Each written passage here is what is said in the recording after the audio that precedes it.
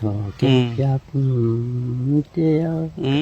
càng tới tuổi tôiจะvô con trăng ngã trăng đi xuống miếng mà loang ngã ba tiền dài ao phòng ấy thế này mà hôm mà chả mà cả phản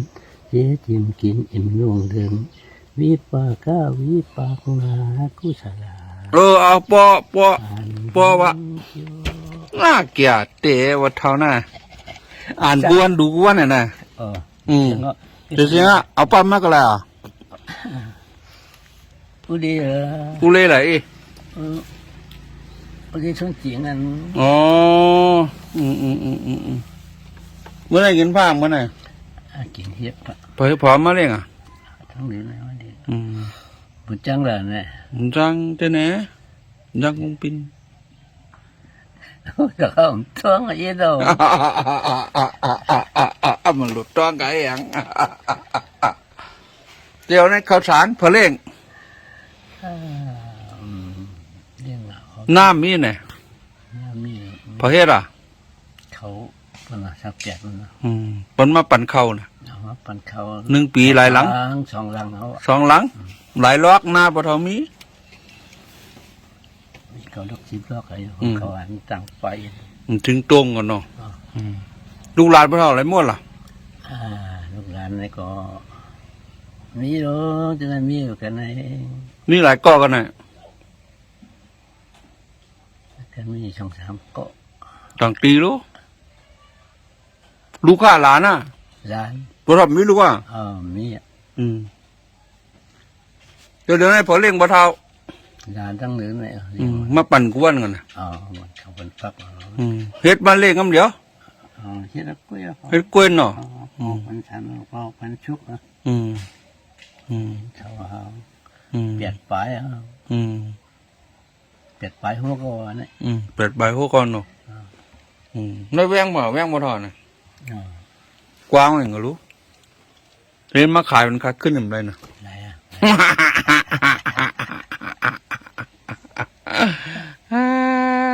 กระดาษชื่อว่าอย่างเราอยู่ย่องเนาะไม่ต้องอยู่เงินกว่าไล่ๆนะกว่าไล่กว้างนะไล่ตัวเป็นเจี๊ยบไม่ได้กว่าอะไรใครจะหินเดือนเราเป็นเจ็บเป็นหนังนั่นเป็นจุ่มออกได้นะว่านั่นกันตัวแล้วมันเป็นปั้นเอียนนี่นั่นมันไขกวางอะไรว่าต้งมาไปมันเลือดน้องออกเจ็บเป็นเมื่อนอกจากเปลี่ยนอย่างไหมน่ะเป็นว่าคือข้าว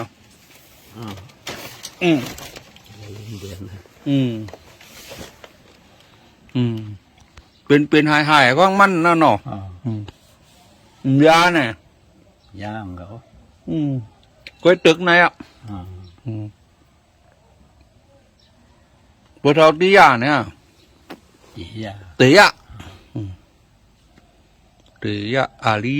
ยาก็มีกองเท่าอยู่นั่นนั่นก็อยู่ก็เหลียวนั่นก้นเท่าปานเหลียวเป็นเจออยู่ก็เหลียวเนาะนั่นลูกล่างก็อะไรหมดปันก้นเท่าอยู่ก็เหลียวดิแน่งามมาหลายเฮือนนะนี่ก้นเท่าอยู่ก็เหลียวน่ะลูกหลานก็อะไรมาอยู่จ้องน่ะหยับเด้ตัวเองนะหมดที่ยันก็ป่องเจริญป่องตัวตั้งหลงแซมป่องแกบ้วนน้ำลูกล่างเอาอะไรหมดวันนี่เนาะพอเท่าบ่ทำเตน่าเฮิรนยังแล้วดอกเดี๋ยวลูกมันดันมีเนี่ยมีหลายเกาะมีเป็น3-4 เกาะนี่มีสายใจแต่เดียวมันเล่งหามันเล่ง2-3 ขวบ8 ขวบตายดิ๊ก16 ก็ลูไปดิ๊กเลยก็ได้เดี๋ยวเมเก่าเท่าน่ะลูกสิละลูก2 ก็คือก็3 ก็เอา3 ก็กำไม่ตั้งก็ลูกก็อะไรอ่ะตั้ง2 ก็ในลูกอ่ะกึดก็ลื่นนะกึดก็กลางก็กลางมีแหล่เดี๋ยวมีทุกนะก็เยอะเลยถามด้วยลงใครหูปืนบดท้อยหรอไม่ยังก็พอลูกหลานมาส่งก็ร้านกินยังไงเนาะกินทั้งนั้นกามมีหอไหนพอ อข่าวเขาพักมาหลูไอ้พอเท่าเฮ็ดหลูกินกล้วยไหลเนาะตัวเดียวมีเงินจ่ายนะพอปันเงินจ่ายพอเท่ามีเบี้ยเดี๋ยวมีหลายมีการหือในตัวในคิง15ยังอ่ะคำว่าคำว่าเวียกกับไผก่อนน้ำนะการหือเขามากับไพ่พอเท่ากับไผเป็นลายเฮงอ่ะมากก็ไว้ช่อง5เฮง5ปากช่อง5เฮง5ปากพอเท่าได้ลายเหลือนั่นหรอเพื่อนน่ะนี่นะมีหางเอาเอ็นช่องช่อง5เฮง5ปากลายเหลือน่ะพอทำไรบรรลายเหลือน่ะบันมากกูเหลือนละมีเหลือนแน่เหลือนแน่เบี้ยวกาอีคำร้องมีช่องกันก็ช่องว่าช่อง5เฮง5ปากช่อง5เฮง5ปากพอทำมีทีวีก็มีฉันก็มีหูเล็กใจรถก็ลงช่อง5เฮง5ปากนี่มันใจยังพอไพ่ยังบ่เท่าน้ายฮัลโหลนายเฮิร์นก็มีหางง่ายแต่มีหางยังเอาเป็นช่องมีหมอคอนั้นเลี้ยวพันตีวันช่องมีอันเดียวโอ้เป็นช่องนะใครเปียงเฮิร์นสะเทียนเฮิร์นเอาหน้ากับไพ่บ่เท่าน้ายสะเทียนเสียงเป็นน้ายก่อนโย่เอาล่ะเปี้ยวันแก้มมีจ่ายกูเหลือเนี่ยเนาะฮัลโหลพวกข้าหันเฮิร์นพวกเท้าคำเก็บเอาก่อนนะพวกข้าเป็นคนเก็บไพ่แน่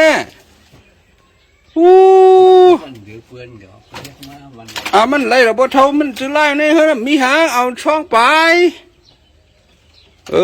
นี่สุกตัวไปน่ะก้นน่ะเหมือนไหนพวกท่านเป็ดข้างเหรอเต้เนาะช่อง5เฮงเนาะ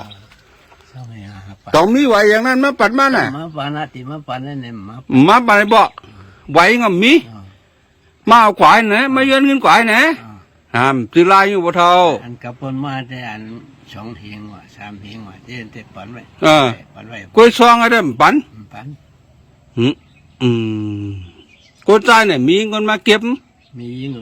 งล้านนึงเป็นล้านนึงเป็นล้านบ่เท่าเองเก่าทำแทงเอาแทงลายโอ้เฮือนงมใหญ่มีเอานะ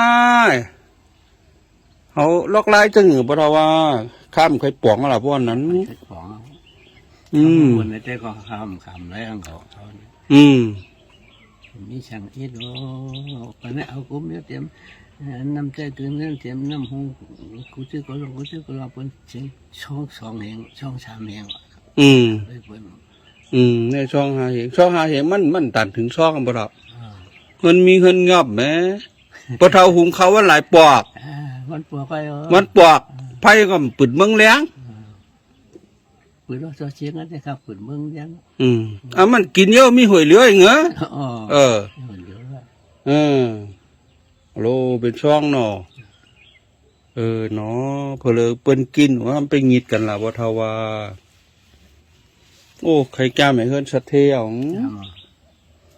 หลานเขานั่งเหนือเสียงช่อง3เฮงมีหมดนี่จ้ะเปิ้นมีหมดเนาะมีทีวีมีตู้เย็นมีถังมีหมดเนาะเฮิรนบ่เท่ามีผันช่องหวยเองมีหมอข้าวหวยเองเสียงกลับไปช่อง5เฮงอัลโหลยามเดี๋ยวบนงิดฮะว่าวันไหนหนองเรือ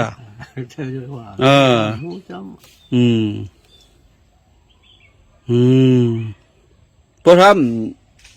หมอเข้าหมอมเลยแล้วใจนั่นก่อนเนาะพอใส่พื้นใส่ไพ่กูลืมกูสั่งกงไม้เฮือนนะหยับเจอพอเทาะได้ก็ข้างใจเอาสังมาใจหรือพอเท่านะเดี๋ยวได้ตอนเงินพอเท่าไว้อินก็ทัดทุอยู่ดีกินวันเอาไว้โจ๊กไว้จ่ายตอนนั้นก็เดี๋ยวมันกว่าแล้วนะกูแต่กว่าอะไรเมื่อกว่าอะไรเต็มกว่าอะไรหางเดียวกว่าแล้วเนี่ยเสียปีเพราะลานต่างกว่าเด้อเอาที่ก็เนี่ยมันหลุดกว่ายังไปอยู่ริมทึก เฮ็ดเกินนะภูมิภูวันสีแล้วนะ อ่า นะครับมือพวกเราน่ะสาธุอยู่ดีกินเอาเท่า อ๋อ เอาค่ะเนี่ยขึ้นกับไผ่ช่องหาเหียงแน่ตัวหน่วยตัวดังนอกไอ้หน่วยมันเหือไปกาวไงไผ่บ่เท่านี่ว่าเปิ้นรักใจเอาบ่เท่า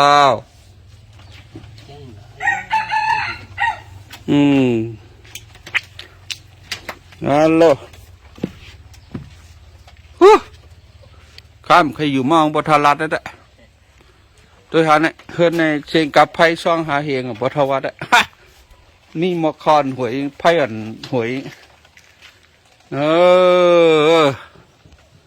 นึกงิดกันว่าก้นไงเอวก็ก้อมหนาบ่ทอดอะก้อมลมกวนอยู่เอวบ่ทอดน่ะป้อมมีคนเต้าได้มกว่าไรแล้วก็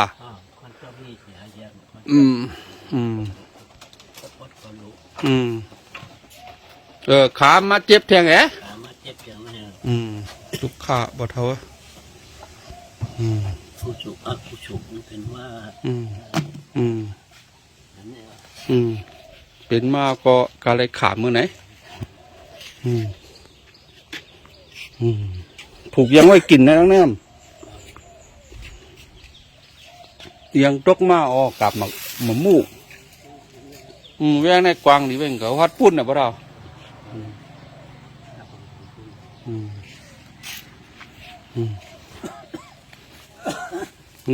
มือเราน่ะสาธุกะ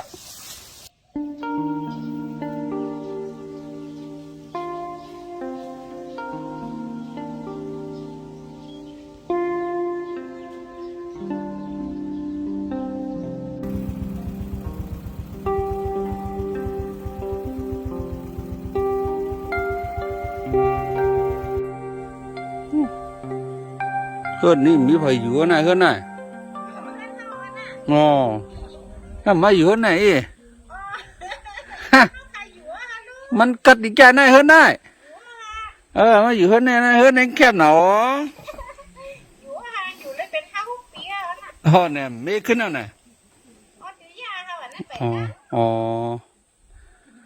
แล้วกัดเรียบเย็นนี้ไว้นะกะ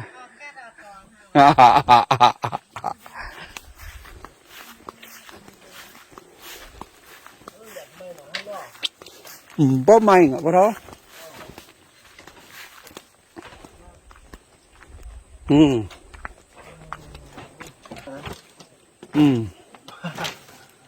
ของใหม่น่ะใหม่น่ะที่ผ้าไม่ออกบ่คำไปดีได้โคลนะน่ะใครยาวเองครับฮัลโหลหุงข้าวเหนียวไหนย่าข้าวอย่างนั้นอ่ะข้าวเค็อ๋อข้าวเค็อีนอนก็อะไรอีกวันอีนอนไม่มีตัวงานไงทำไมก็ได้ฮะสาธุอีกหรือกินหวานเจ้าก็ขลาฮะเจ้าก็ขลาเหียงมีป้าเหลียวขลาป้าเหลียวก็อะไรก็ป้าเหลียวรอดเลี้ยวหรือเลี้ยวนี่มันแต่วันชีนอนเนาะกับว่าย่าเปิดเนาะก็ให้ของย่าอ่ะย่าเนาะความนี้เยอะเลยอย่างว่าพอลูกตังยานมาเลยสั่งมาเลยตุ้มใจเนาะเอาตัวใจรถไม้ก็แก่หนาตัวใจก็กินนะฮะลูกยาผับการหนูฮะทั้งหมดถามว่าหลายปีอ่ะ15 ปีอ๋ออย่างนั้นโคเขียวอย่างแนวMTA MTA ของคุณสะเป็นคุณสาบุญก็คือว่าว่าโคเขียวแบบนั้นอะไรเฮ็ดเนี่ยไม่ค่ะใจป้อนเท่าไหร่มันใจป้อนไม่เท่าเนาะปวดกลางห้ากลางท่านนี่มือห้าทั้งกูวันไหนเหี้ยว่าเขาภาษาอะไรซื้อกินเนาะแล้วชื่อกินก็ชื่อกินปลาข้าวหน่อยข้าวก็หน้าก็ไม่มีกล้วยเนาะเป็นเมียมีสวนแน่นะตึกคิดปีนในค่ะหน้าก็สวนบ่อน่ะอ๋อลูกอะไรมาตังยานอ๋อที่ไหน มาอย่ามาขาดเป็นผู้ว่าตะกามาแวงหาเนี่ยนะเฮียเป็นปันน่ะดอก มาย้อนเย็นเบื่อเนาะ ว่าย้อนให้เปิ้นเนาะตะกายผูกอย่างห้าม ผูกถุนเอาหาได้ถุนเอาไอ้เข้าหาเนี่ย ตื่นมาเมื่อไรล่ะลูกดังยานมา เขาคำมาอยู่ตรงใกล้ปีกไก่ขนาด ปีกายเนาะ ปีกไก่ก็อยู่ดีขึ้นค่ายมาอยู่ไปบรรดาในขนาด อ๋อมี3ก้อนแน่น่ะ มีฉีก็ อ๋อมีหลอดแห้งอ่ะ มีแต่ก็คุณไก่เสียงแล้ว อ๋อใหญ่แล้วน่ะทิพเตี้ยนะครับ ก็แล้วล่ะมื้อนั้นมาจอยอ่ะ การเขาติดตั้งเพื่อนเลย อ๋อกินจางเบิ้นมีวันล้านเนี่ยน่ะ มีวันนั้นหรอ เฮิรนมีอะไร มีดีหิมมือปลาไหมมันขนาดกลางลุงอ่างนิยาของคันเลย ข้าวสารเต็มท้นน่ะ เขาได้ชิคกี้เนาะ แล้วซื้อกินเนาะเมื่อพรุ่งนี้ต้องเรือวันศีล อลีวะ อยู่วันล้านเนาะจือบอกว่าเฮ้อ ลุงหมอง ไม่เท่าปลาจิงอู้ ปลาจิงอู้มีลูก2ก้อนเนาะอ๋อลูกชายไปยังไงล่ะซื้อไปซื้อก็ข้าไปข้ามาหากินเนาะ มากินเนาะแก่รู้ตั้งในแคนอินน่ะ ตั้งแต่เช้านี่เลยฮะมาจอมพิชายาของอันนี้แล้วทุกข้าหนาขนาดเนาะมาอยู่เมืองนั้นในการในลีค่ะกลุ่มยายกากับที่ของที่ก็ที่นี่ที่ไหนคะเนี่ยตึกอะไรปีนั้นน่ะที่ไรปีนั้นมาเจ้าวันไรก็บอกไรเฮิร์นอ่ะมา2 เฮือนเนาะ2 เฮิร์นแต่เฮิร์นมีเหรอมีเกิดจองการในการไทยไม่เฮือนของคันนี้ร้านค้าน่ะร้านเนี่ยน่ะอันมาใหม่อะว่ามีเทียงเฮิร์น2 เฮิร์นเนี่ยมาใหม่ก็มีเหรอมีเทียง2 เฮือนใครอยู่ปีไหนถึงมา2 เฮือนอยู่ตั้งย่านอยู่ปอกละเขาใครอยู่เมืองต้อมมั้งเนาะเมืองต้อมลูกตั้งย่านเขาเทียง12 ลัก12 ลักโอเคลูกตั้งย่านลูกวันนองมาตั้งย่านให้12 ลักขวางแหล่ขวางปังสร้างฮะป่าเมื่อรังวันการเนี่ยนั่นก็ไล่ขบอ่ะนั่นลูกอ่ะนั่นลูกอ่ะแม่เลยฮะขบไว้ฮะแล้วเฮ็ดลีกันเนาะน้องอย่างน้องคำจริงเขาว่าคำจริงลีฮักแกหลายเฮาแกโคมาตอนน่ะคาเนี่ยนะคาเนี่ยจุ่มคาเนี่ยมาจอยปอเมเฮ็ดสวนจอยอย่างไรพองเฮ็ดเหนียวนัวหาเฮ็ดเดมุนจ้าเนาะเฮ็ดอะไรเฮ็ดเด่นจ้าเนาะไหนมาแล้วนั่นแน่สาธุกว่าเฮ็ดเนี่ยห้ามสอนลิกเนาะตอดเนี่ยมุนเจ้าแห้งอันเฮ็ดเนี่ยเจ้าคู่เนาะอัลโลเขียนแกไหนเฮ็ดตัวแกนั่นก็เรียกให้หมดจอยไม่เฮ็ดสวนเอาไล่ใหญ่ไม่ใจข้างแกเอาเอียงขัดเลยเมื่อพวกปุ้ยอยู่เฮือนข้างไงมาหาบอกทางกั้มน่ะลูกที่เฮ็ดปีเลยอ่ะค่ายนอนนะจังครับกลุ่มและเหตุการณ์ขนาดนอกมาเหมือนก้นตีใหม่ก็ทำอยู่ลิ้นขนาดเจอวะจังหรืออะไรสาใจสาใจทั้งนั้นได้แค่นั้นเพราะว่ามันปีชาปลากับกายจินจังปีนอกก็นึ่งโป๊กกินกันนึ่งวันก็โป๊กกินนั่งคือเนาะวันเหนือใจจำหนาสวันน่ะกันหนึ่งวันในเสีย5 ปากเข้าแล้วตัวเยอะจำได้วันปีนอกทุกข้างหนาวหนาวตรงไหนใจจัดที่เหรอเขาว่ามีเท่าไหร่จะขึ้นเมื่อเขาไหนมันมีเท่าตึงมีเขาอายุในปากอีมาจะวันไหนก่อนนะมาเฮาขับลูกสีก้อนเนาะกี่ก้ามาสีรถมากสีรถเครื่องมากจังเป็นเอามากกันมาหลายเรือนหน่อยปีก็อะไร2 ปีขนาดแบบนี้ฮะกินอย่างบางกวนนะแล้วก็ อีกคนว่ากูเมียวให้เอาฮะ บ่มีน้ำมันก็ อ๋อ กินเอาเนาะ อ๋อ ได้แป้งกินเอาอ๋อนั่นละ แต่เดี๋ยวพ่องตั้งเป็นในของก็ขึ้น อ๋อนั่นละ ก้นกินก็กินแทงอันก้นกินก็ใครกินหัว อ๋อ อืม นั่นละเหมือนเขาในแค่หนาวบางปกป้อมแล้วกินแล้วเนาะจางไอ้ของมันอยู่ไกลเนาะ คือว่าใครกินก็ไม่ได้กินแน่นอนวะ ใครกินแบบก้มไม่กิน หรือมื้อเว้นก็พอลูกกันในมื้อเว้นไก่เอาหน่ะ อ๋อไก่อ๋อไก่เอาหน้าตีมี ป้อมจังรถเครื่องน้ำไรแท้ง อ๋อนั่นละไรฮะว่าไปเมื่อเดียวดีเป็นไรบาทเนาะขาถังไรสามบาทได้เพียงเช้า บางนานก็ ตัวจุ่มนะฮะจุ่มถึงครับก็ ว่าอะไรกันรายการมีปัญหาขาดเลยยังก็มาจอยเทียมกันน่ะแค่นี้ไปเมื่อเวียงนั่นก็ขี่รถเครื่องเมื่อเปิดด้วยอะไรหนึ่งเมียว นั่นตัวฮะ เสื่อมหรือว่าอะไรซื้อหัวหมื่นแล้วน่ะ หัวเหียงเลยฮะ หัวเหียงเนี่ย เงินยิงเหียงได้หรือไรช่องสามเมียวฮะเนี่ยคือว่ามึงชัวนี่นั่นน่ะ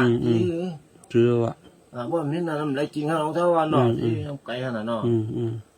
มันอยากกูคำวันนะจังไอ้เหรอถ้าว่าปีในแต่กินเตี้ยมันก็กินเพิ่มมีกลุ่มในเฮ็ดที่เตี้ยว่าขนาดเนาะ จังได้ไหมอ่ะเอายังมัดตอนกันนะอันโอเคค่ะ โอเคต้มกล้วยหน่อย ต้มกล้วยขกกล้วยค่ะ สาธุอยู่หรือกินหวานมานี่ข้ามไปตอนยังมัดตอนขายตั้งอารมณ์ไม่วุดเนาะสาธุค่ะอยู่หรือกินหวานรถเพรถเข็นโควิดพออยู่วันนอกได้รอดพอมือเวงเนี่ยพอสาดแล้วกล้วย มือเวนก็ปกติอ๋อ นั่นนะหอมพยามเมื่อยฮะนอทำขัดกุยเลยของข้ามมีเงินให้เขาขำอึกขำยากให้ไหนอ่ะเลยกินอีกก็แซวเขาเลยเนาะอยากให้เขาเลย ไม่ออกในตะกร้าเนี่ยไม่อยู่กันในเฮือนนะไม่อยู่ทั้งกันนะ เดินแล้วนะเดินแปดเลยจ้ะ สีว่า เดินสี่ค่ะ ไม่เป็นเปลี่ยน เดินนั่นเดินแปดแล้วสิเดินให้ เริ่มแวงเผ่าแวงเมียเขานะปั่นเขาอยู่ไว้ เป็นแว่งอาค่ะเป็นผายโปะเขาไม่เมืองไทยอะค่ะว่าปีน้องๆเหมือนเดลีก็ปันอยู่ลานนี่ค่ะว่าวางเขาเพราะมันเป็นก็เป็นเชกันนี่ค่ะว่ ตื่นก็นะ คาแต่ก็ลีออนเนาะของกระเป๋าคาเป็นก้นลีก็หมอพี่น้องก็ปนว่าก็ขามุดแล้วก็พวกใครอยู่จำเพื่อนนั้นเนาะแต่พวกลีเขาก็อาจารย์ก็ทำเหมือนเพื่อนเขาลีรู้เนาะจังจริงเป็นเช่นนั้นน่ะพวกเพื่อนเขาชวนเพื่อนก็เขาก็ให้เขานั่นน่ะเนาะ ถ้ามีอ่ะบ่รีแบบ คนความที่นั่นให้นั่นกับขันเนาะ เหนียวลูกตั้งย่านมาน่ะ อ๋อ มาในหลายเรือนล่ะ เข้ามาเป็นเดี๋ยวนั้นน่ะ ปีเนาะแนมเป็นไม่เท่าเฮ็ดกล้วยที่ไหนซุ่มน่ะ เทียเทกะจอมพี่น้องของเห็นเหรอ ข้าวสารแนมเลยซื้อกินน่ะ หอมชื่อ เลยซื้อยังไงล่ะอะไรซื้อกิน คือชื่อฟองหวานนี่คุณน้อยค่ะอ๋อ นั่นเนาะเพราะมีน้ำมันหมักกระซวมเนี่ยเนาะเขาดำเลยซื้อกับ เขาเรียกชื่อเหรอ ชื่อ ข้าวข้าวกินข้าวเจ้าข้าวกินข้าวเหนียวนั่งเขาเลย อ๋อ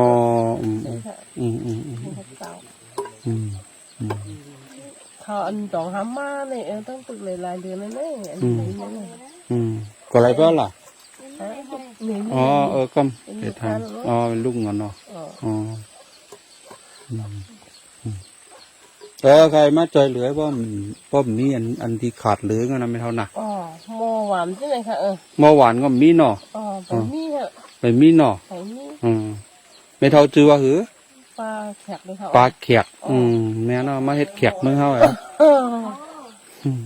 ไปมีหังคำมือวันนั้นมือติดจ้ามากกว่าไรหังมากอะไรหนอมาเห็นก็มาหิบมันเนี่ยที่ก่อมไรหังไรโค้ไรเลี้ยงหัง เฮียงไอ้ทิพเนี่ยอ่ะ มาเห็นนั้นน่ะเนาะ ตะบนวิกฤตพี่น้องน่ะ เต้าบุญคือต่อนั่งตัวสองเกาะมาอยู่ทั้งในเฮ็ดหากินง่ายหน่อยไม่ออก ง่ายค่ะแค่นังปุ่นเนาะตั้งย่านอยู่วันเหรอ ก็อยู่ตองเฮี้ยวค่ะ ตองเฮี้ยวเนาะอยู่นั่นเดี๋ยวตั้งย่านนี่เหรอ เล่น ไก่เวียง ไก่ไว้ไหนไก่เวียงไหนไก่ไว้วะข้าก็ไก่เวียงไหนมองไก่ ไก่ทอง ไก่เนาะ มาตั้งมืออดหา อ๋อมาเมืองออดเมื่อเอาเมืองสู พวกกามึงเก่าตั้งย่านไกลๆฮะ เจอวงเขา เปลี่ยนในตั้งย่านหรอ ในนี่ตั้งย่านนั่นเนาะ เปลี่ยนในตั้งย่านหรอ โอ้ ไม้เห็นก็อ่อนกันไม้นั่นก็ไม่ มีเอาเม็ดกันอะไรอะไรมาอยู่นั่นน่ะ ข้าก็เฮ็ดแต่เฮ็ดกันนักกันนะได้คำเฮี้ยงเฮ็ดค่ะ เปิ้นปันวันกันเหรอ มันจะเพียงค่ะว่ะ เจอเถียงเนาะมีกวนก็ มีส่วนที่เลย มีเอาเป็นข้ออ้อมบ้านั่น ไอ้ข้ากล่อมผู้มันใจดีทางกล่อมผู้ข้าผู้ดีป๋องนั่นแหละ นายว่ากลางขึ้นมาเนี่ยเอาตัวก่อนน้ำลายในคอน้ำลายขมนั่นลูกปันนิดเดียวเด็กแค้นมาพอได้นอนน่ะตามด้วยน่ะทันเบิ้ลรับ ผู้ว่านั่นไหนมันเป็นถ้าปีทางกล่อมผู้เป็นมาเลยเป็นอู่เขาในมันยอดเห็ดตึกชันเนี่ยตึกออกมาก็มาปูมที่ไหนก็อยู่กวยใหญ่ชัดที่วันไหนมือข้ามา เอ็นนั่นนะโย อ่ำผู้คำผู้ค่ะมือข้ามาปลาจำตั้งคุณมึงปันในว่าอย่างวันนั้นมือมาย่ำ ใหญ่เนี่ย ทำใหญ่ทั้งข้อใหญ่ในแค่วันนี้ถ้าสมพูดเราเขาเยาเบี้ยน้อง เขาอ้อมเดี๋ยวมันใจทางน้องไหนอยู่มาฟ้องให้ในกองหาย โอเคอยู่ก็ทำขึ้นเหมือนไหนไหนเย็นเลือดตัว ออกค่ะกาพอกำน้ำเหมียวเหตุการณ์กวนน้ำกว่ากวนก่อนเนี่ย กาค่ะ มือว่าขม่ามหันน่ะ มือว่าในคากับเกียบพักมีปนลุงอริยาค่ะมือว่าสมตางเนี่ยมีเฮิรนเนาะโอเค เด็กค่ะอยู่นี่ในกวนขายก่อนละหนอเนาะเฮ็ดการในการลงคำเฮ็ดสาธุน้ำเหมียวน่ะข้างก็มีอย่างข้างไม่มาเจาะไหลเกินปวดมีเหรอไหลมาเหมียวเขาทำกันนี่ว่าเป็นหือเจ้าอยู่กินกันตั้งนั่งให้วันเอามาซุ่มครับนั่งในกันเหมียวนั่งกันแน่เหมียวนั่งกันเลยนั่งเนื้อเหมียวนั่งเนื้อนะครับข้าเต็มเลยนั่งนั่นนะฮัลโหลรถผลรถสั่งไหนเฮือนแตกอุดตรงไม่ออกนะร้อนก็ค่ะร้อนก็ว่าที่ปูงอเนาะเฮ็ดหลายสิบเสียน่ะนะใครยาวไอ้หรออยู่หลายก้อนนะแมวมีห้ามีลูกสีก้อลูกสีก้อนเนาะอาสากันหรือพ่องอาสาค่ะมันจะอาสากหลอนนะอาซากลูกอ่อนในก้อนนึงใน10 ขบก้อน8 ขบก้อนใน2 ขบนอนในอุ2 ขบมีกันในหมดแล้วนะมีหลายฟังนะลูกแมวมีจะแน่งกำขาเดียวโคมาตอนขาไข่ต้วยปุ๋งไว้ปะน่าว่าตัวคิงมันมาคือในเด้เอามาปั่นบ้านนะเอาโคมาตอนบ้านนะ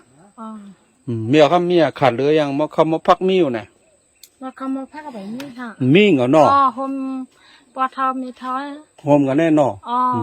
เพราะใครกินเหมือนกันมากอย่าไปนั่นนะในก่อนในมันนะมั้ยเอามีดไว้เอามีดไว้มันจุกให้แม่เนาะแม่มาจุกแม่ทำยังเขาใครด้วยตัวคิงว่าเขาเดี๋ยวเอาโคมาตอนหมอกใหญ่หมอกนายเนี่ยก็เดี๋ยวสองเดี๋ยวแมนเนี่ยเอาโคใหม่ๆมาปั่นหน้าปอหลอนน้ำมันมีเนี่ยปอหลอนมีออกกันเลยอ่ะเมื่อนั้นลงการเอาวันศิลป์เนาะในเมื่อเว้งไงนั่นในเมื่อไหนเลี้ยวในเมื่อค่ะเขาสารอะไรซื้อกินนะฮีอะไรซื้อกินเสียงวันหลายก้อ4 ก้อ5 ก้อไม่รู้นะเขากินหลายก้อนในนึงวันในเขากินอยู่เปียดก้อกกลางคำ4 ก้อกลางใน4 ก้อซื้อนะบ่ซื้อ1 ปอกโล1 ปอกนะซื้อ1 ค่ายด้วยนะต่างด้วยนะซื้อกันแน่ซื้อในเวียงซื้อในเวียงอันไหนมีพายขายซื้ออะไรนะแสงพาแสงปันนี่เขาอย่างกำลังก็ซื้อมาข้าวเจ้าข้าวเหนียวเนี่ยข้าวเจ้าข้าวเหนียวข้าวหอมเนี่ยข้าวยังข้าวโยโย่ไอ้มาทายน้องปออินน่ะข้าวหอมลาข้างกานะเกลือข้าวหอมละเอาแก้วข้าวหอมลามาหลูด้วยกะต้องยำจิ้มด้วยว่าไปค่ะว่าเรามันคึกมันหวานมันเม็ดของกอยาวขาวสลอดคึกนะพอหมอไผ่ผ่านนึงกันคึกแต่มีไผ่อย่างไหนก็เรื่องไหนก็อะไรค่ะเรื่องไหนก็อะไรในตัวที่นอนน่ะเดี๋ยวนั่งตักด้วยนอนหลายก้อนฮะ มาทำมีลูกสามก็ แนมหลายเกลือเนาะแนมมีในอู่เนี่ย ในช่องขบ สองกบเนาะอันนี้หลายกบก็ ใน10ขบ ก็ห้องปีน้องมาสองอันน้องสูงกว่าปีสูงกว่าห้องมาก ะจ้ำปองอ่ะ ขอน้องปออ่ะ อ๋อ อ๋ออย่างเนาะโรงใหญ่ได้ไหนเลขอันนี้ไหน น้องอันน่ะ เลขอันนี้อินไหน อ๋อ ซื้อบอกข่าวโคมาอย่างกับว่า อ๋อ ข้าใครหูมีออกมาอยู่ในลายเรือนนั่นไหน ในช่องเลือน ช่องเรือนเนาะ อ๋อ วันเดียวต้องไปท้อยกับว่า อ๋อ ต้องมุนหากินหยาบว่าเฮ้ยไม่เท่ามีออก ตั้งปวดหากินหยาบในตั้งในยินเขาหากินงานในที่เขาก็มากขนาดเนาะนั่งอ่ำถูกลูกเซในพวกวันหางานในก็ค้าก็มา นี่ออกอาสาการเหรอพี่นาย ขำต้องอาชาคัน 30ตรงบะมี มีเขา มีเอาเนาะ อ๋อ มีลูกสีเกาะ อ๋อ สาธุมีนำก็รีไว้ลูก อ๋ นะ ออ๋อ ทุกข้าวก็เยอะเนาะ อ๋อค่ะ ปดตอดเมนมาให้เลยเป้เปิ้น อ๋อ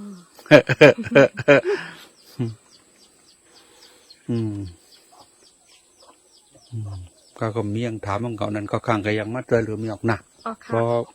ราะคำมาในก็ข้างก็ใจเป็นมาลาดไว้ให้อยู่เพื่อนมันอินในหนัก อ๋อค่ะ เอาค่ะสาธุค่ะสาธุค่ะ อยู่ในตั้งย่านค่ะ น้ำพี่มาอยู่ทั้งไหนอ่ะ ไปคู่คิ้วนั่นเนี่ย ไปก็เขียว ไปเดี๋ยวไปใหม่เดี๋ยวไม่ไม่ลูก เนี่ย ไก่ ก็เขียวในเหมือนเงี้ยอยากตั้งยาวผมเลี้ยหลีอ่ะ อันดองดีก็ดีอันดีก็มีค่ะ มันจังหวะมันเหมือนกันก้อย มีชื่อเขาไหนเนาะเจอได้ค่ะ ลูกใจค่ะสองก็เป็นคู่เขียวเหมือนกันนะน้องปลายไม้อ่ะมันเงียบเอาย้ายกว่านี่ อาสางกันเหรอ อาชักกองเงาหน้าไร31 เพราะว่าทออยู่บุญหนอว่าทอยละเฮ็ดซึกกันน่ะ เฮ็ดเพียวค่ะ ยากินเนาะ ยากินก็เดี๋ยว มองนายก็เอาฮะน่ะ เอาค่ะสักควันเต่าก็ตื้อในเอากว่าที่เที่ยวคู่เขียวน่ะไรค่ะ เลขาจังไรลุงมาจอมใหม่ๆย่ำเหลียวในก่อนได้ปีไป ก็เลยบีปลายเนาะ ปีไปมันได้มากขึ้นปอกย้อนมากก็มาไรนี่มีไก่ตีตองไกวเลยค่ะมีไก่ตองไกววันเตอวันหิมแสงปังเขาอยู่นั่น ก็ยาวกันนะเขาเขียวเขาไล่ไว้ก่อนแต่เลี้ยวขับพักที่ซื้อกินน่ะ ชื่อกินเพียวเข้า ซื้อกินเนาะเขาลูก เขาก็ชื่อเขาก็ชื่อกินตั้งแต่มาเป็นตึกเป็นเยี่ยงเขาเลยอะไรมาเปลี่ยนสังขะก็มีมาเกิดซ้อมซื้อมด ชื่อเขาอันนั้น ป้อมก็กินจังมันอะไรวันกันเหรอ เขาได้อยู่เฮือนไปเย่ไปจูพื้นจูไผ่กินจังพี่น้องก็วันเจ็ดเหียงก็เจ็บงาเปลี่ยวหน่อยในก้อยค่ะก้อยเหลือที่นั่นเนี่ยเป็นลูกอ่อนหาเลี้ยงค่ะลูกเปิดใจนี่ครับวันอิดวันออดหาเลี้ยงปันนี่ข้าก็ใจคือเขาแต่แต่เฮียงสีเพชรการเขาปนาเข้าหึงเข้ายาวๆการนักก็เปลี่ยนได้มันจะเข้าอาชาการเนื้อหรอพี่เนี่ย อาชาค่ะมี67ครับซื้อกินนะก็พ่อมีมาเคยชมลูกนี่ก็พอท้ายคนกันได้ยังไงหมออะไรยอมกันนะบอก เขาอะไรชื่อวันหมอกปอกหลายปีอ่ะ 2 เปะ 1 เปะ 2 เปะครับเปะนั่น เปกันเนื้อ เปะเห็นทางปาก ในบนมาเฮ็ดปันนั่นนะเขาเฮ็ดไว้ถึงน้ำเสียนะมี4-5หลังมันนั่นน่ะ มี3 หลังจะมามันจ้างออกมาหวยนะหวย